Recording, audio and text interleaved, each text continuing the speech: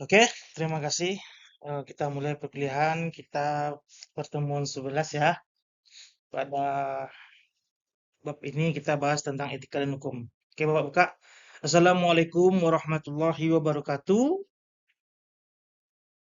Oke, pertemuan 11 ini kita coba bicara tentang etika dan hukum. Oke, pernah dengar etika, Aat?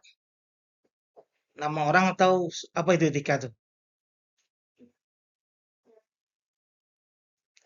Sikap. Putri, pernah dengar hukum? Apa hukum itu? Hukum itu sesuatu yang diberikan kepada orang yang melanggar. Nah, tujuannya untuk melanggar aturan, diberi hukuman. Oke, kita buka dulu. Nih, ini bentuk dari etika. Ya, ada budaya antri, ada buang sampah pada tempatnya, jangan nyampah katanya kan. Ada gotong royong, ada ramah tamah dan hormat, tidak korupsi, ya, ada musyawarah.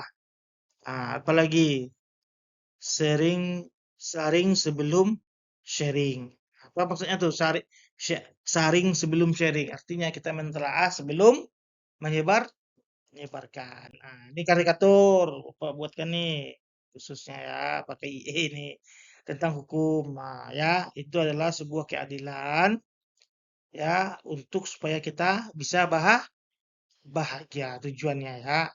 Adanya hukum itu bukanlah untuk menakut-nakuti seseorang, tapi membuat orang bahagia seperti yang ada dalam karikatur ini. Ya, oke. Tapi faktanya kita lihat lapangan sendiri ya. Kawan-kawan bisa menilai. Oke, kita lanjut sedikit membahasnya. Pengertian etika.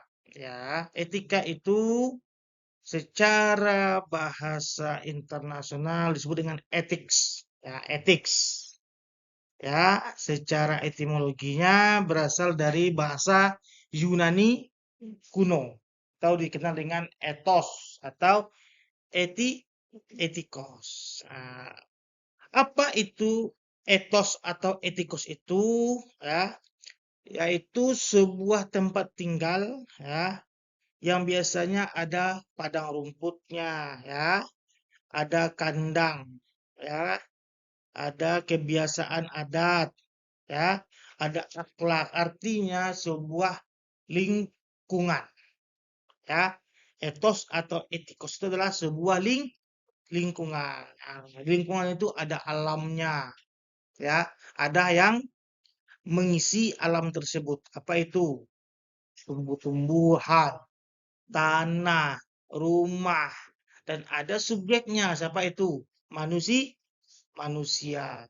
Maka itu dikenal dengan namanya etos atau etikos dalam pengertian bahasa Yunani kuno. Ya, jadi eh, turunan awal ya dari etika itu kalau kita runut ke belakang, kita lakukan robusnya itu yaitu intinya temuannya itu adalah sebuah lingkungan yang mana lingkungan itu bersifat asri dan memiliki harmonisasi. Nah, itu sedikit tentang etos atau etikos itu.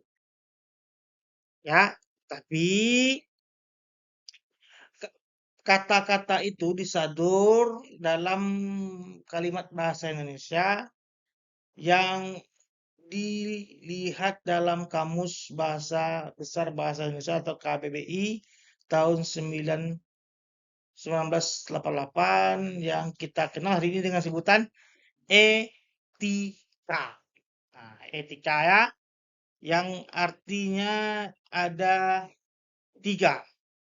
Pertama, dirumuskannya dalam KBBI itu ya, tahun 88, ilmu tentang yang baik atau buruk, tentang hak dan kewajiban atau moral akhlak. Ya, artinya itu merupakan sebuah pelajaran untuk membangun karakteristik sebuah peradaban yang terkecil adalah individu untuk berbuat secara arif dan bijaksana. Nah, ya. Pengertian keduanya adalah kumpulan azas atau nilai yang berhubungan dengan akhlak. Nah, ini akhlak ini larinya ke bahasa Arab nih ya. Apa itu akhlak? Perilaku. Ya, perilaku kita tuh akhirnya dibuatkan azas-azas atau nilai-nilai tergantung dari penerimaan daerah itu sendiri. Contoh, ya, kalau di Indonesia, kalau kita menyapa orang yang lebih tua daripada kita, biasanya kita pakai sapaan. Kalau dia laki-laki, ya pasti kakak atau abang. Ya, kalau dia di bawah kita, pasti kita sebut adik, ya kan? Tapi itu cuma berlaku di Indonesia misalnya. Di luar negeri, nah, tidak ada seperti itu. Ya biasa aja dia antara umur itu tidak dipandangnya. Yang penting ada apa dipandangnya tuh eh, karakteristik internalnya. Ya, jadi dia tidak melihat yang namanya itu identitasnya. Umurnya nggak lihat. Makanya orang di sana ya santai aja bicara Anda, kamu kepada yang lebih tua atau kepada yang lebih kecil dia bicara juga Anda, kamu. Tidak ada sapa-sapaan ditambah untuk melihatkan perbedaan identitinya. Ah, ya. Tapi itu berlaku cuma di luar negeri, contohnya Amerika Serikat. Di Indonesia, kalau kita menerapkan itu, dibilang kita nggak sopan, kurang etik. Ah, jadi itu kumpulan azas atau nilai yang ditempatkan berdasarkan penerimaan masyarakatnya. Ya, ah, ya. Ketiga, apa itu? Nilai mengenai benar atau salah dalam golongan masyarakat. Nah, ya, kalau tadi kan abang dan apa itu kan tidak etika, etika saja. Ini nilai lagi. Ya, nih nilai. Contohnya di Indonesia, ya, di Indonesia kalau kita yaitu berpakaian yang tidak senonoh atau menunjukkan bagian aurat kita yang sensitif, kita dianggap orang yang salah. Bisa masuk penjara. Ingat nggak tahun 2020 atau 2021 ada seorang artis, dia protes tentang COVID-19. Cara protesnya dia memakai baju bikini di pinggir jalan. Seingat, seingat. Nah, coba di searching. Ya, nah, coba di searching. Dia memakai baju bikini di pinggir jalan untuk memprotes penanganan COVID-19 tahun 2020. Nah, coba lihat dulu. Ya, coba lihat. Nah, coba searching dulu. Nah, akhirnya dia ditetapkan sebagai tersangka. Sampai sekarang kasusnya itu belum tahu kemana ujungnya. Ada dapat? Siapa? Siapa orangnya? Terus sebut namanya. Ada? Ada? Ada kan? Nah, dia ditetapkan sebagai tersangka. Dipidanakan kasusnya oleh seseorang. Akhirnya dia sampai hari ini belum tahu kepastiannya apakah sudah selesai kasusnya atau belum. Yang jelas dia ditetapkan sebagai tersangka karena dia memakai pakaian yang menampakkan ya aurat sensitif di Indonesia. Kalau di luar negeri, salah nggak pakaian seperti itu? Enggak. Di Amerika Serikat, salah nggak? Nah, itu kita sebut dengan etika. Artinya nanti etika itu ada ujungnya loh. Kalau dia ada salah dan benar sifatnya, berarti berujung kepada hukum. Kita bicara etika dan hukum. Tadi kalau kalau tadi kita bicara kumpulan azas yang berkaitan dengan akhlak, baik dan buruk. Contohnya tadi di Indonesia kalau lebih besar daripada kita umurnya kalau lebih besar lah. Nah, kita manggil ada sapaan lah yang menandakan dia lebih besar. Kalau lebih kecil ada pula sapaannya. Kalau di Amerika enggak, sama saja. Yang dilihat itu adalah karakteristik internalnya.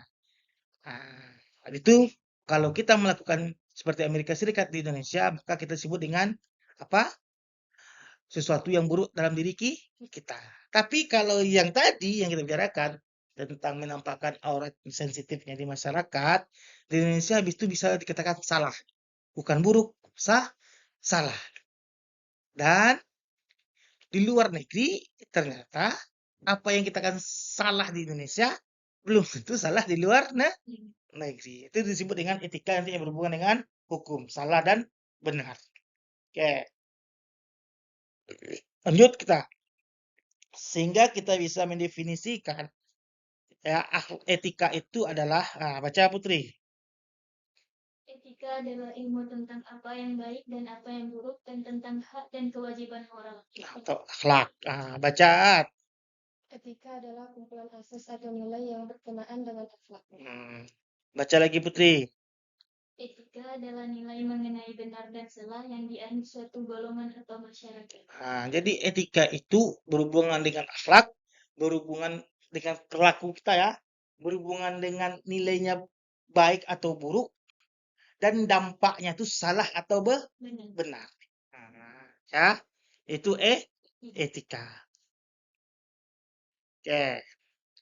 Etika itu pada prinsipnya untuk pelaksanaannya dibedakan menjadi 3, yaitu etika sebagai ilmu, etika sebagai arti perbuatan, dan etika sebagai filsafat. Kita pergi yang pertama. Ya, etika sebagai ilmu. Etika sebagai ilmu. Jadi kebanyakan orang sekarang kan gini ngomongnya. Apa punya ilmu kalau tak beradab? Padahal adab itu ilmu. Sering nggak dengar itu? Apa punya ilmu kalau tak beradab?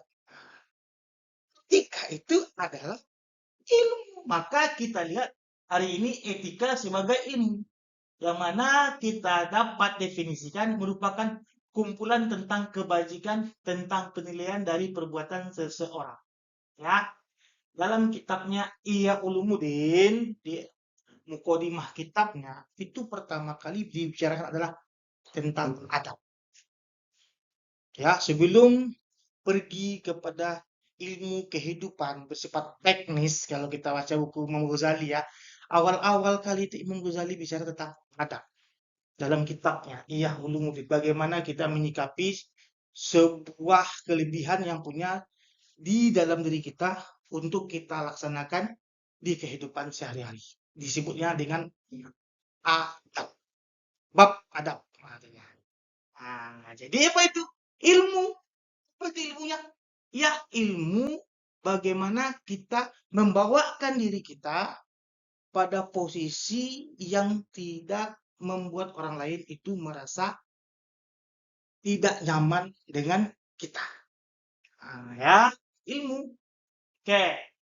Jadi bisa kita sebutkan bahwa ilmu etika itu, adab atau akhlak itu adalah ilmu sosiologi. Contohnya, ya, ilmu sosiologi, ilmu kewarganegaraan. Itu etika dalam konteks ilmu. Jadi besok jangan salah makna ya, mengartikan ada nanti jargon-jargon untuk apa berilmu kalau tidak beradab. Itu keliru. Karena adab adalah bagian dari sebuah ilmu pengetahuan. Ya, ilmu pengetahuan. Jadi semua kita tuh wajib berilmu, apalagi ilmu tentang adab. Ya, jangan nanti keliru kita. Nanti lihat orang pintar kan, untuk apa pintar kalau nggak beradab? Salah kita. Berarti yang di sana belum belajar ilmu adab. Jangan bilang untuk apa belajar kalau tidak beradab. Berarti kita menjernalisasikan belajar itu nggak penting, penting adab. Padahal adab itu bagian dari sebuah keilmuan. Ya, keilmuan. Apalagi, ya, kitab muwafaqat punya karangan Imam Asy-Syafi'i, ya, yang akhirnya tercetuslah yang disebut dengan maqasid syariah, ya. Itu adab juga, ya. Salah satunya hifizun din, yaitu menjaga agama. Agama diajarkan yang pertama kali itu adalah adab, ya, bukan ketuhanan dulu. Adab, bagaimana Rasulullah, ya, menampakkan dia itu adalah sidik. Apa itu sidik? Jujur. Apalagi selain jujur? Amanah. Kapan Rasulullah diberikan sifat itu? Sebelum dia diangkat menjadi Rasul. Ditunjukkanlah dia dengan adab-adab yang baik kepada kaum Quraisy, kafir Quraisy. Sehingga dia bisa dipercaya untuk apa? Meletakkan batu Hajar Aswad, ya, dari perselisihan dua suku besar yang ada di Makkah. Dulu, ya. Oke, jadi dalam konteksnya etika sebagai ilmu itu adalah ya bermasyarakat. Disebut dengan ilmu. Ya, jadi kalau ada nanti kawan-kawan kita bilang, penting itu adab tuh. Dan ini. Ini itu isinya salah satunya adalah adab. Nah, ya. Adab. Oke, lagi. Etika dalam arti perbuatan. Ya, setelah kita bicara dengan ilmu, kita lihat etika dalam perbuatan. Ada 3 mau Bapak integralkan.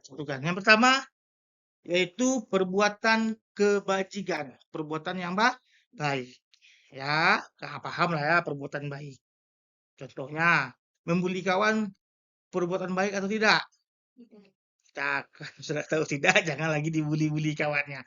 Bercanda kok Pak. Oke, kalau bercanda ada tempatnya, ada batasnya. Ya, jadi jangan nanti dia lagi serius-serius belajar, nampakkan lebih bawahnya kepada orang lain, datang kita bully dia, menjatuhkan harga dirinya kepada orang lain. Lihat tempatnya. Oke. Etika diperlukan agar pelaku seseorang lebih baik dan terarah hidupnya sesuai dengan norma dan ketentuan yang ada.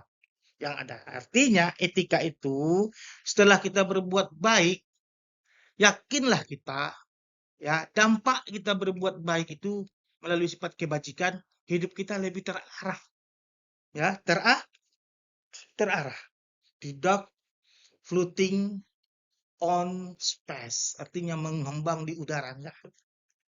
Kita lebih bisa mengarahkan hidup kita sesuai dengan apa tujuan kita di atas dunia. Apa tujuan kita di atas dunia? Ada tahu? Ada yang tahu?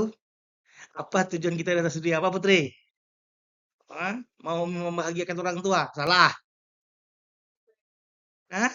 Apa tujuan kita di atas dunia? Hah? Apa? Berbuat kebaikan? Salah.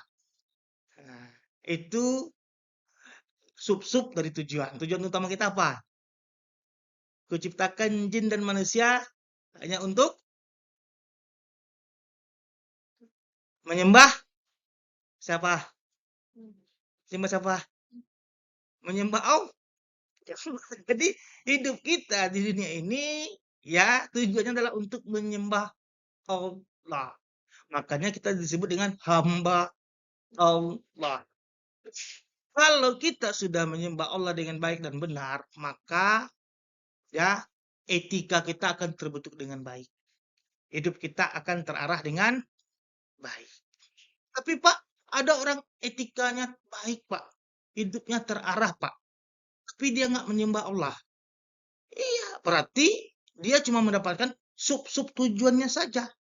Bukan tujuan utama. Contoh seperti ini.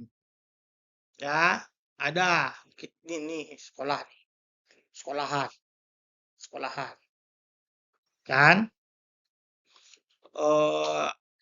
Ada satu anak yang tidak terdaftar di sekolah. tidak terdaftar di sekolah. Tapi setiap hari dia dari luar dinding sekolah mendengarkan selalu pelajaran tersebut.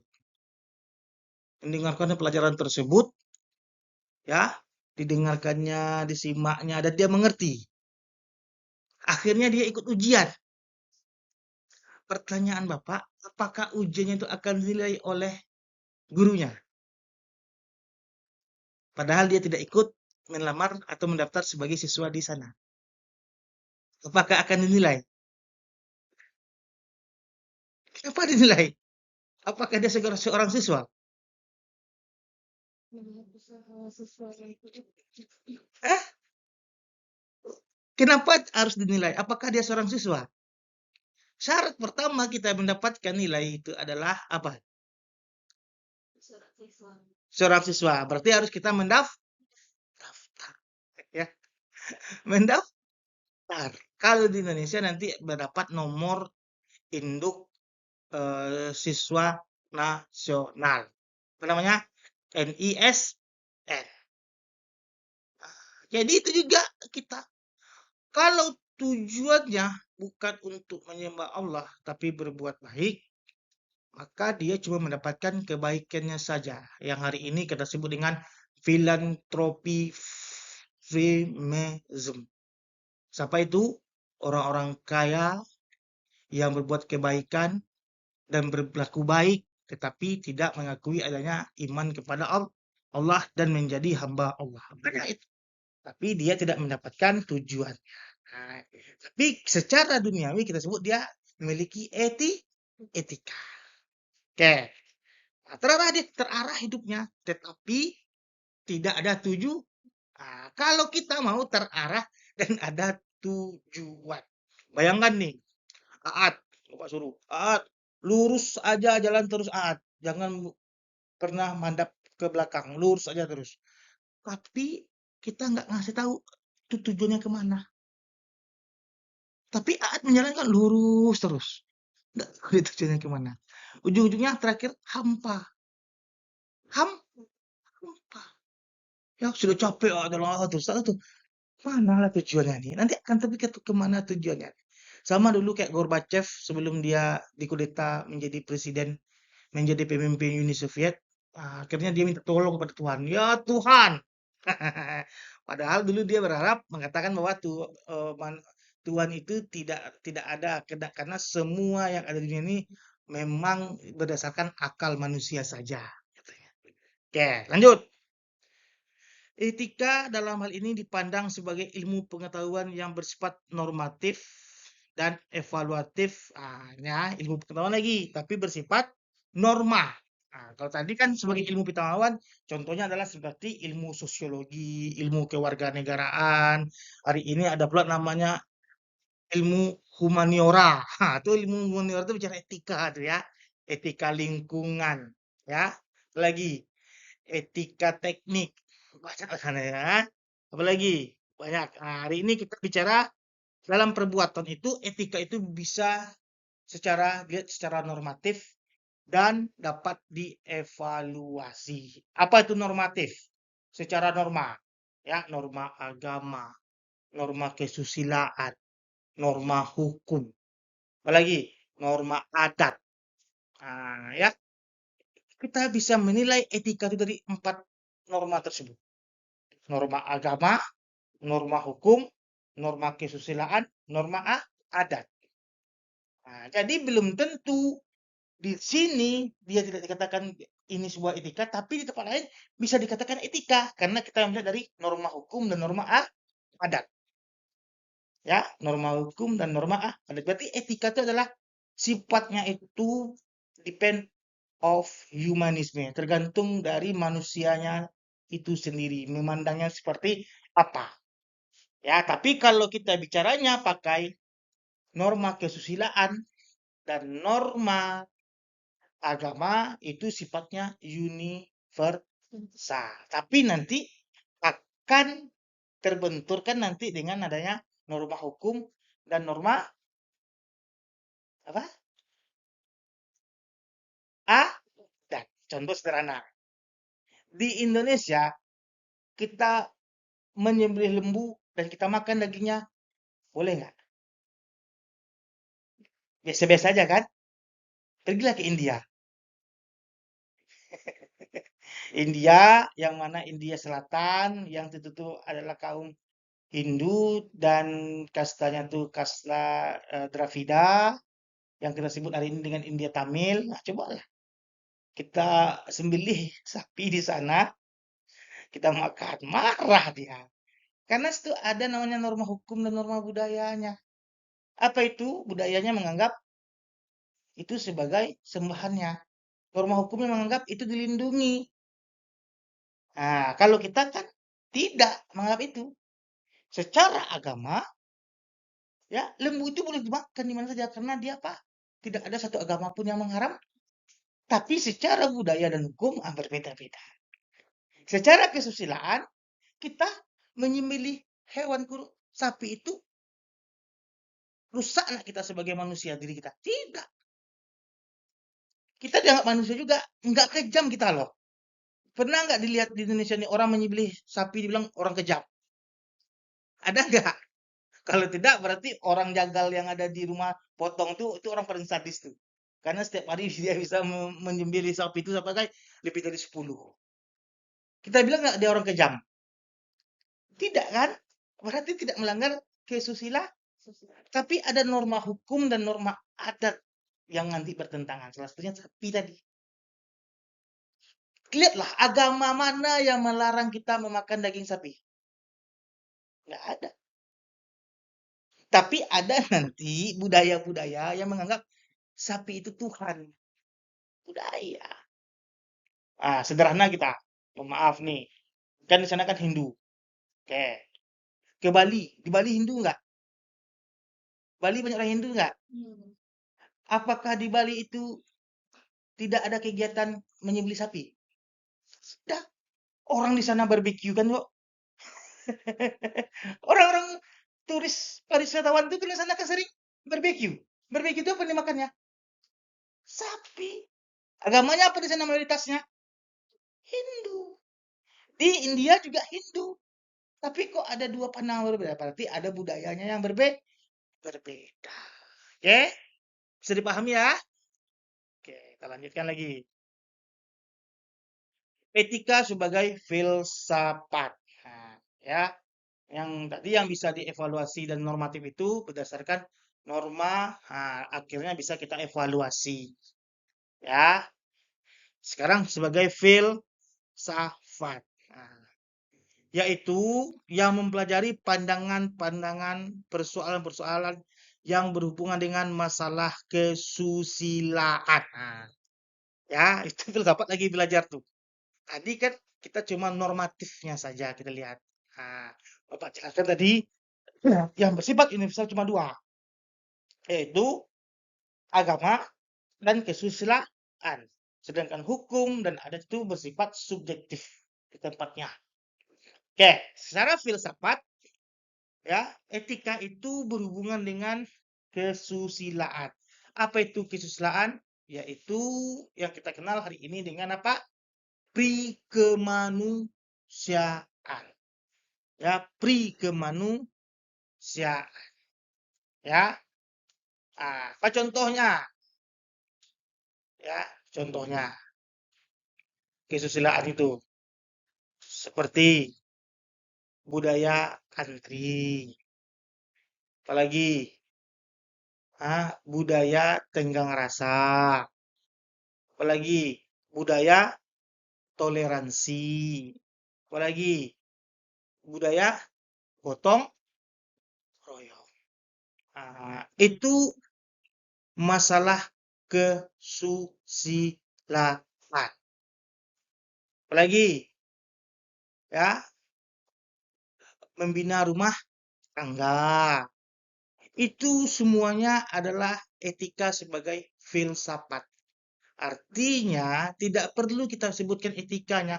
Orang sudah tahu itu adalah bagian dari etika. Contoh, kita bertoleransi kepada tetangga kita yang tidak seagama atau seiman dengan kita. Kalau dia melaksanakan hari besar agamanya, ya kita tidak melarang dan juga tidak mengikutinya. Itu kan toleransi. Sama sebaliknya. Nah, itu bagian dari etika. Ya, apalagi kita hidup bermasyarakat, kalau ada laki-laki perempuan dalam satu rumah, haruslah dia ikatan suami istri. Kalau tidak, apa kata masyarakat? Tidak beretika, walaupun dia baik. Kasihnya orang uang dan lain sebagainya. Oke, sebagai filsafat. Artinya kita lihat dari kelakuannya, kita tahu apakah dia tidak beretika atau beretika. Lanjut, etika pada kajian filsafat sangat menarik perhatian para filosof dan menganggap dan memaknai masalah etika secara lebih serius dan mendalam sebagaimana yang dikemukakan oleh Aristoteles. Siapa itu Aristoteles? Seorang filsuf yang bicara tentang yang kita sebut hari ini tentang kebajikan. Ya, artinya dia membuat penalaran yang sangat mendalam terkait suatu peristiwa yang berhubungan dengan norma dan tidak norma. Nah, oke. Selanjutnya, jadi etika dalam kehidupan itu merupakan pertimbangan yang sistematis tentang perilaku yang baik atau yang buruk. Ya, penuntun dalam pergaulan hidup. Nah, selesai kita. Artinya, kalau kita memiliki etika, otomatis pergaulan kita itu lebih terjaga, baik dari segi kita bersosialisasi atau dari segi kita melaksanakan yang namanya itu bentuk relationship atau hubungan.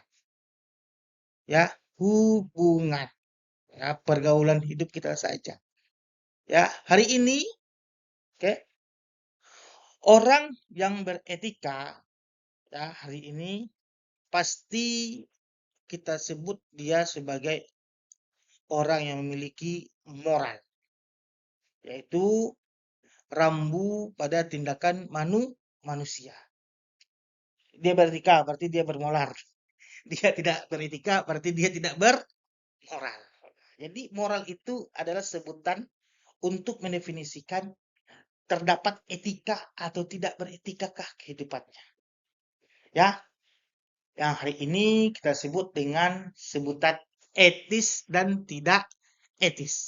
Nah, jadi konsep moral itu apa, Pak? Konsep moral itu adalah penyebutan kalkulasi kesimpulan atau conclusion dari orang yang tidak memiliki etika atau memiliki etika.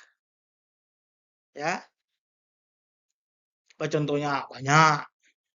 Ya, banyak. Contohnya eh, tahu peristiwa yang baru-baru ini, Beach Bondi, penembakan di tepi pantai di Australia. Ya, orang yang lagi berpariwisata ditembakin, ya.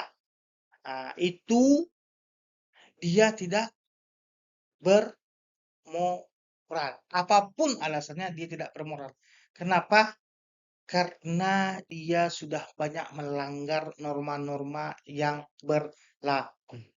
Norma agama dilanggarnya, norma kesusilaan dilanggarnya, norma hukum pasti dilanggarnya. Apalagi norma adat. Ya, semuanya. Itu contoh konsep yang tidak bermoral yang hari-hari ini. Ada lagi, kita lihat hari ini, ya, saudara-saudara kita di Aceh, di Sumatera Utara, di Sumatera Barat, ya, apakah ya orang yang sedang kena bencana itu meninggalkan imannya? Banyak kita lihat di video-video. Di tempat bencana dia tetap melaksanakan sholat.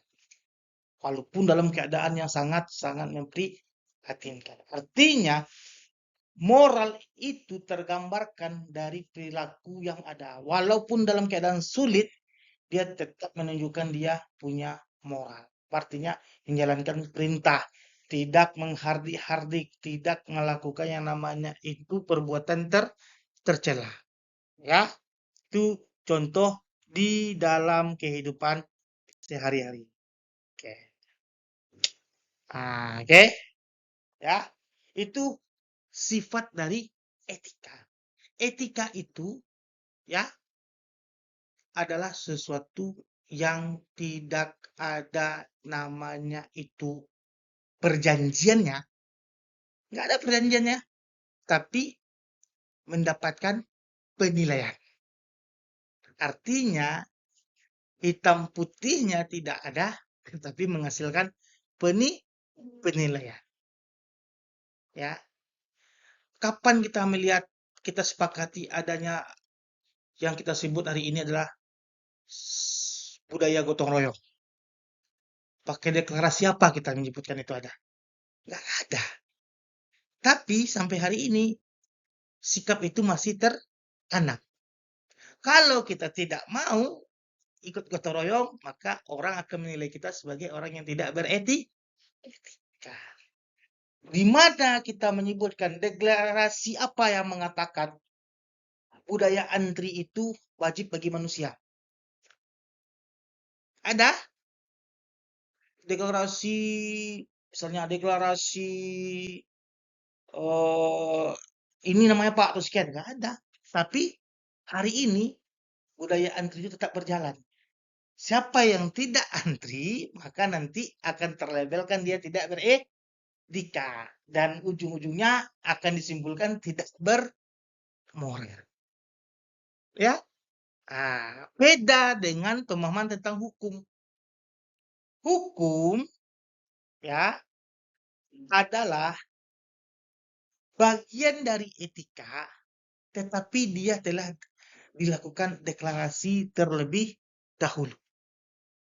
Jadi kalau ada deklarasinya, berarti dia tidak kita masukkan lagi dalam bentuk etika, tetapi kita spesifikkan dia dalam bentuk hukum. Contoh, ya Undang-Undang Dasar 1945. Itu semuanya isinya adalah tentang etika, tentang moral. Ya, kemarin kita bicarakan tentang apa? Pembukaan Undang-Undang Dasar, ketuhanan yang Maha Esa dan lain sebagainya. Itu kalau dideklarasikan melalui bentuknya apakah undang-undang dan lain sebagainya, itu kita sebut hukum. Hukum. Tapi Bapak tanya, ada nggak kata antri dan kata gotong royong dalam undang-undang dasar? Prinsip kita gotong royong. Prinsip kita harus antri. Nggak ada. Itu adalah etika. Tapi kalau tertulis dan dideklarasikan, maka itu adalah hukum. Berarti hukum itu adalah etika yang dideklarasikan atau yang disepakati dan ada namanya itu bukti pertinggalnya. Yang ini kita sebut dengan ada undang-undang, ada perjanjian dan lain sebagainya. Oke, seperti ini disampaikan oleh Prof. Appledron. Ya, definisi hukum sangat sulit dibuat sesuai dengan kenyataan, ya. Di mana himpunan peraturan yang berisi peraturan larangan yang mengatur tata tertib masyarakat. Nah, sama juga sebenarnya etika itu adalah mengatur atau mengarahkan manusia untuk hidup lebih terarah. Undang-undang itu membuat masyarakat lebih hidup tertib. Hampir mirip. Terarah. Tahu diarahnya. Nih, ini batasannya. Tertib. Apa bedanya terarah dan tertib? Apa bedanya? Terarah dan tertib. Kalau terarah, dia cuma melihat arahnya saja. Apakah dia tegak di samping, tegak di belakang, tegak di depan, kita tidak mementingkannya. Penting dia masih satu arah. Sedangkan tertib didefinisikan lebih detail. Kita berada pada posisi yang telah kita tempati. Dan kalau kita berpindah, maka harus ada yang namanya itu sebuah kesepakatan lagi. Tertib. Nah, ini kalau usulan ini dari sepakat nih, Pak sini, Putri sini, harus tukarnya. Tukar satu arah. Itu nggak tertib. Itu masih terarah dia. Nah, itu undang-undang. Ya, kita hidup tertib. Oke, sebagai yang mana dikatakan oleh Prof. Mayer. Semua aturan ya, aturan tuh ada deklarasinya, ada pertinggalnya. Apa itu? Ada nanti kertas atau dokumen tentang undang-undang tersebut. Ya, aturan itu. Ya, yang mengandung pertimbangan kesusilaan dalam tingkah laku manusia, masyarakat, dan pedoman penguasa dalam tugasnya. Nah, benarnya tugasnya hampir sama. Menjadikan manusia itu adalah memiliki sifat yang lebih baik. Tapi berdasarkan apa? Keterpaksaan. Di sana nanti ada yang namanya itu ya punishment. Bersifat pidana atau perdata. Apa itu pidana? Kurungan badan. Diambil sementara kemerdekaan kita. Apa itu perdata? Mengganti rugi. Kalau ada ujung-ujungnya perdata atau pidana, maka kita sebut dia itu sebagai hukum. Sedangkan ya etika tadi tidak. Dia bersifat baik dan buruk, salah dan benar. Tapi tidak ada konsekuensinya. Nah, tadi yang Bapak sebutkan itu adalah etika lagi. Ya, salah seorang yang memprotes tentang kebijakan COVID pakai baju tidak senonoh, akhirnya ditangkap polisi. Dia itu adalah bagian yang etika, tetapi sudah dibutirkan ke dalam hukum. Kenapa? Karena di Indonesia itu dianggap salah dan ada hukumannya. Sedangkan di luar negeri itu tidak salah dan tidak ada hukumannya. Jangankan di luar negeri, di Bali saja itu tidak salah. Tidak sah, tidak salah. Di tempat lain, di Indonesia adalah salah dan bisa dilaporkan. Itu adalah sebutan etika. Tapi kadang-kadang etika itu bisa berubah menjadi hukum. Itu contohnya. Cobalah beliau buat itu di Amerika Serikat. Dibiarkan orang. Cobalah beliau buat itu di Eropa. Tidak akan dapatkan orang. Tapi karena dia dibuat di Jakarta, kan dia kena hukuman. Ada yang kita sebut aturan yang dilarangnya. Berarti etikanya beririsan dengan hukum. Maka ujungnya salah dan benar. Ya, apalagi menurut Leon Dogin, aturan tingkah laku masyarakat yang digunakan dan diindahkan sebagai jaminan kepentingan bersama. Ini kepentingan bersama. Apalagi menurut SM Amin, SH, kumpulan peraturan yang terdiri dari norma dan sanksi. Nah, norma dan sanksi. Sanksinya apa tadi? Ada pidana, ada perdata. Pidana itu apa? Kurungan badan, menghilangkan kemerdekaan orang sementara waktu. Perdata itu apa? Ganti rugi. Kan hukuman tuh, sanksi itu. Nah, karena apa? Karena dia menyalahkan norma. Apa contohnya tadi? Norma-norma yang bersinggungan dengan agama, adat, hukum, dan apalagi kesusilaan. Nah, contoh tadi dia melanggar norma, tapi karena melanggar norma di sini dibuatkan kalkulasi hukumnya, maka dia menjadi sebuah hukum. Ada konsekuensinya jadi dia sebuah hukum. Kalau ya kita bayangkan lagi, maaf nih, ada tetangga kita nih yang kita kenal. Pergi dia ke luar negeri, akhirnya di luar negeri, dia pergi ke pantai, pakainya bikini, lalu dia foto-foto. Masuk penjara nggak dia? Diletakkannya di sosmed. Masuk penjara nggak dia? Enggak. Tetapi, apa yang akan kita katakan? Beretika atau bermoral nggak dia? Nah, itu bedanya. Ya, ada ruang lingkup yang meletakkan itu menjadi hukum atau cuma menjadi etika. Ya, tapi cobalah di Indonesia dilakukannya. Ada yang mengikatnya sebagai hukuman. karena ada sanksi yang akan diberikan. Oke ya, itu hukum. Oke, jadi Bapak terakhir Bapak definisikan tentang etika. Etik atau etika dibuat dan disepakati oleh organisasi profesi, contohnya ya, etik. Apa itu? Disebut dengan kode etik. Kalau kita melihatnya dalam bentuk ya perilaku. Yang mana itu mengatur norma dari profesi seseorang. Nah, kalau kita kalkulasikan lebih detailnya. Tapi kalau kita lihat di masyarakat, itu sehari-hari yang kita lihat. Orang-orang yang tidak melakukan kebajikan, yang melanggar norma, itu disebut tidak beretika. Sanksinya itu cuma moral psikologis. Tadi contohnya, ya kawan kita tadi itu.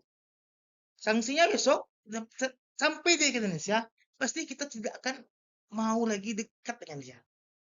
Menjauh kita. Kenapa? Kita takut ketularan dengan pikiran dia.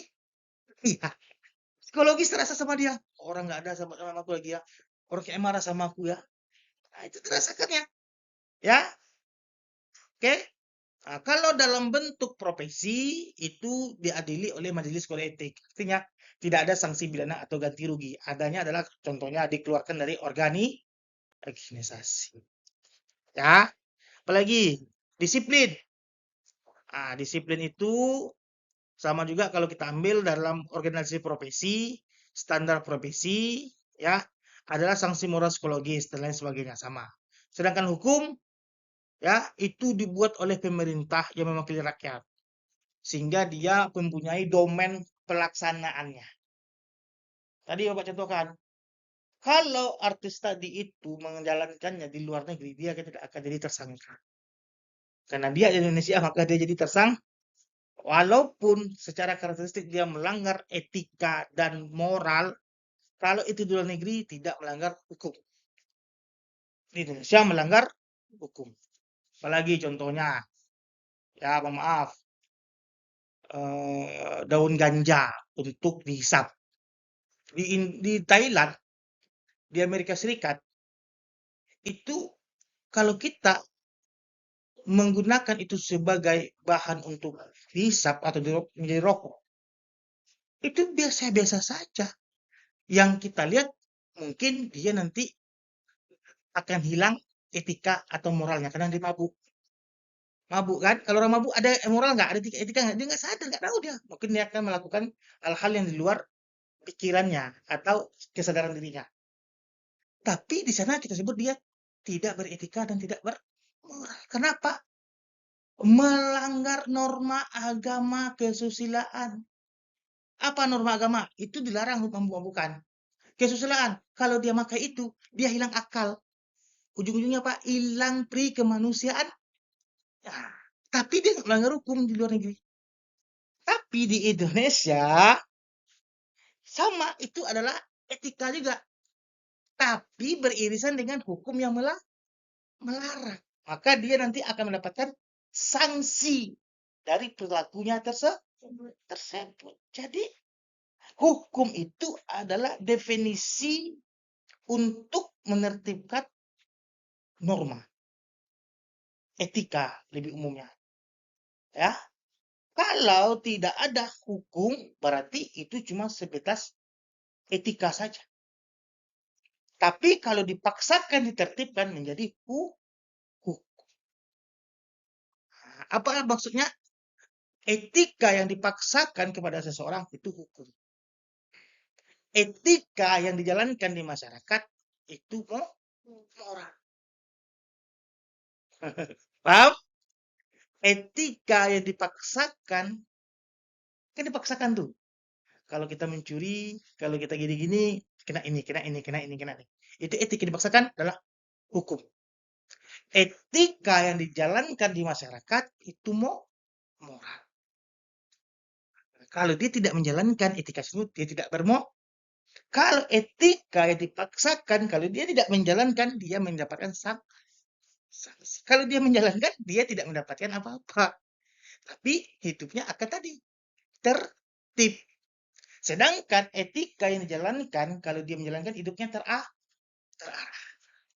Kenapa bilangnya ada perbedaan? Kok terarah bentuk moral Pak? Kok hukum tertib? Karena apa? Karena tertib itu ada hierarki penegakannya. Sedangkan moral bersifatnya adalah cuma arah saja.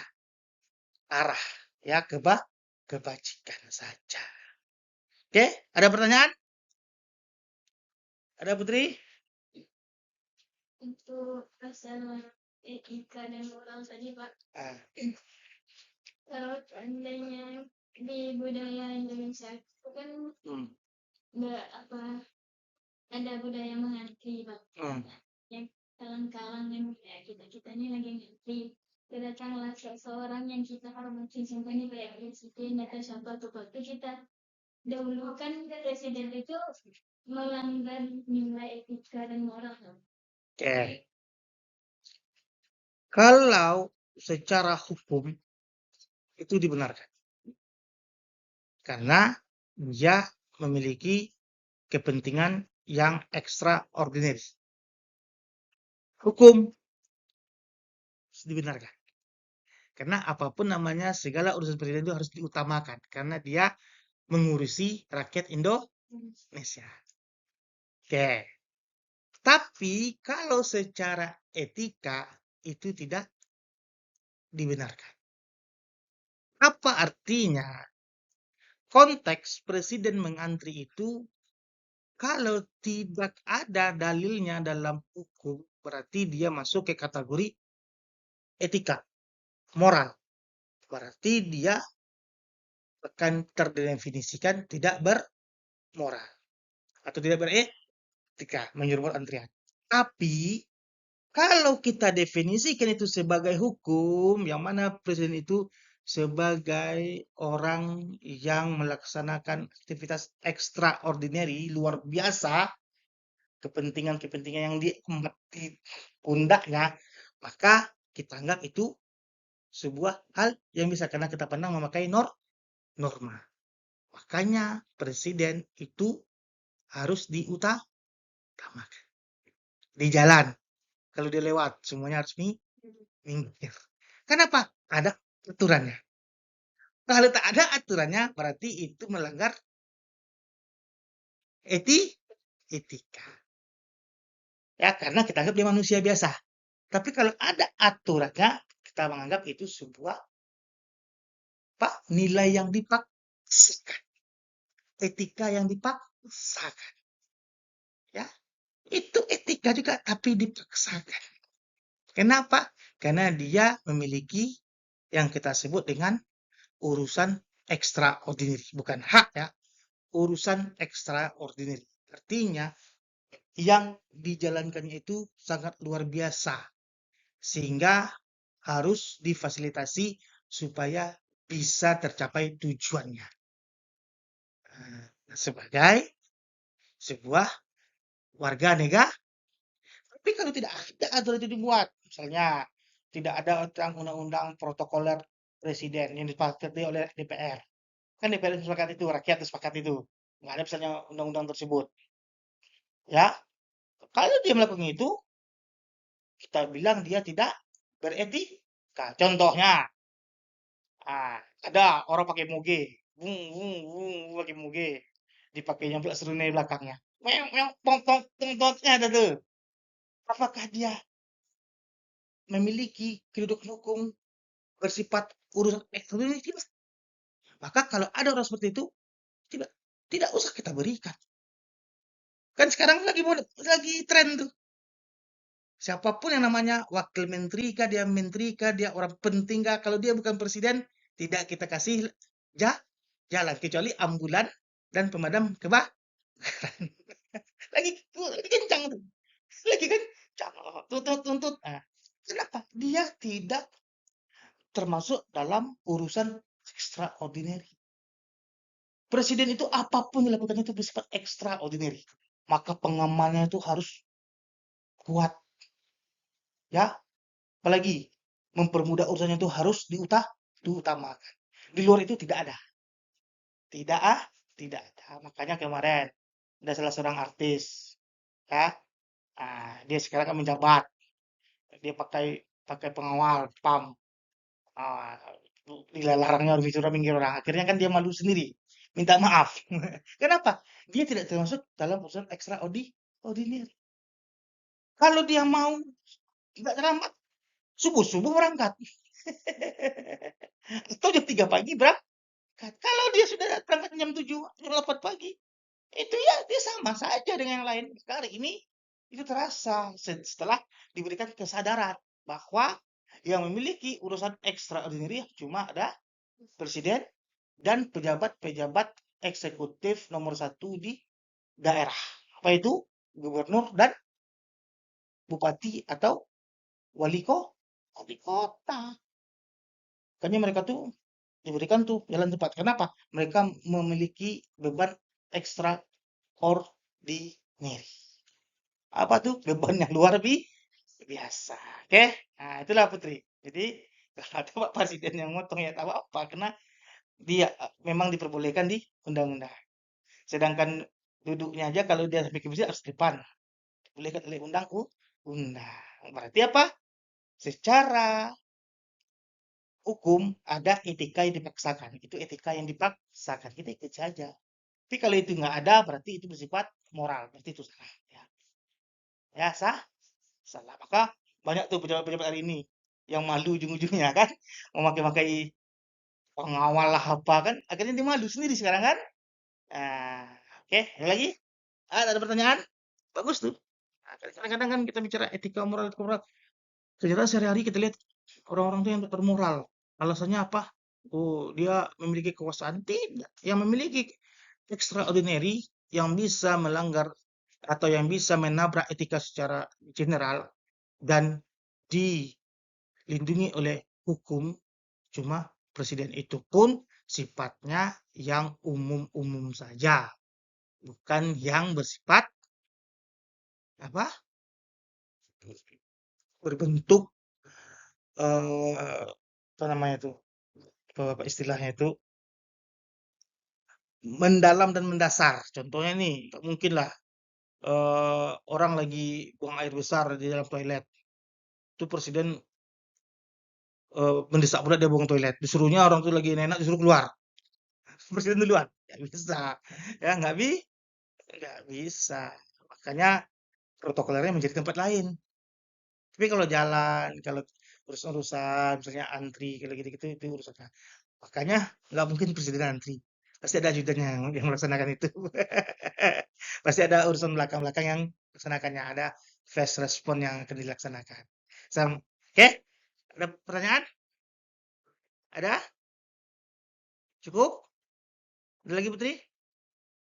Untuk masalah sekarang ini kan ada sebuah kasus Pak. Apa tuh? Seorang anak diserempet oleh TNI Pak.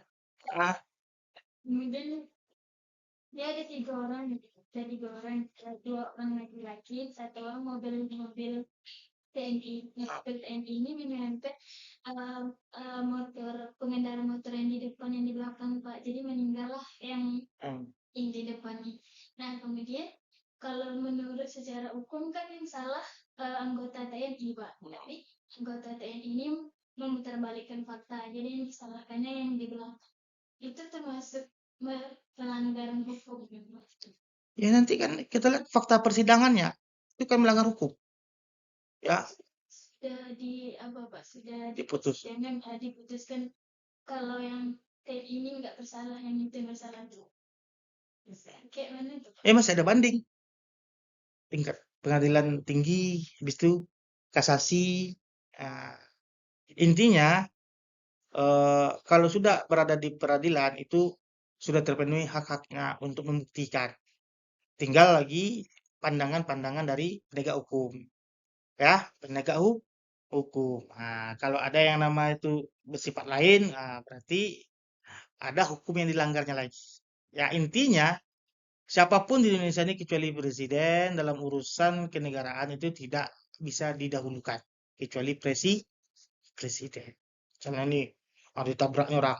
Satu lagi, pemadam kebakaran. Kalau pemadam kebakaran, kalau kita halang-halangi dia lewat untuk memadamkan api, itu kita boleh ditabrak, jangan.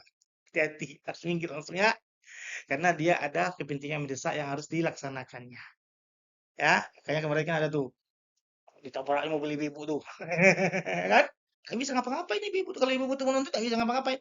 Dia melanggar yang namanya tuh norma hukum yang baru, yaitu ada yang namanya itu keperluan mendesak yang dilaksanakan oleh pemadam kebakaran. Sedangkan kalau ambulan itu bersifat dia harus kita dahulukan. Kita dahulukan. Kalau dia ada, kita dahulukan. Kalau kita ditabraknya, nah kita juga salah. Kenapa kita tidak memberikan dahulu? Oke, cukup ya. Ada lagi? Oke, kita cukupkan pertemuan 11 kita. Wabillahi taufiq wal hidayah. Assalamualaikum warahmatullahi wabarakatuh.